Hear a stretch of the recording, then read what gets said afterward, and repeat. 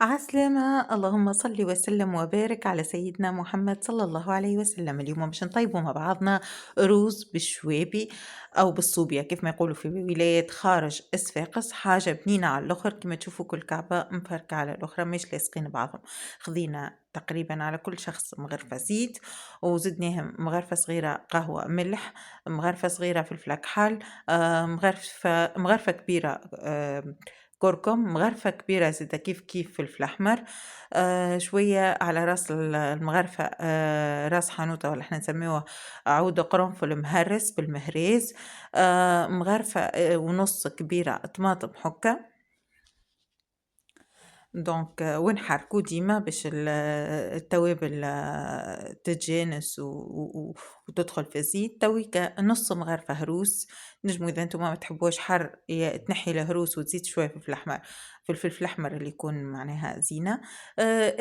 الشوابي والا صوبيا اسمطناها وبعديكا قصيناها طريفات طريفات كما تشوفوا. تويكا باش نحطوهم في وسط التوابل ونقعدو نحركو باش يدخلوا فيهم التوابل بالباهي.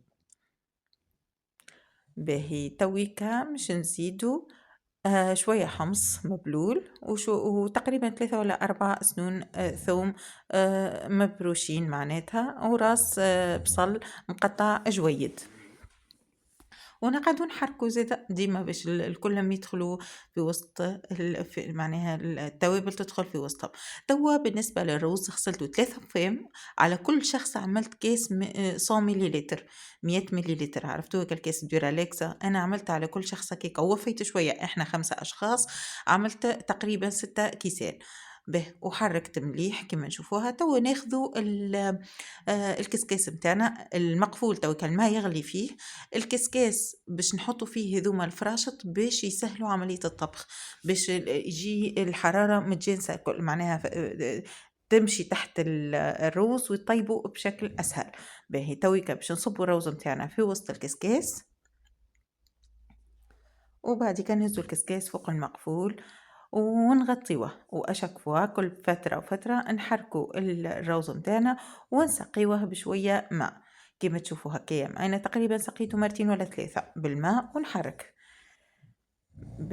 باش يطيب، خاطرو ما فيش الخضرة اللي تطيبوا. انا رميت تويكا جرينيت فلفل اخضر يفوحوا زادا ويبنوا، فما شكون اللي يحب ياكلهم مقليين، انا عملتهم طايبين في وسط الرز.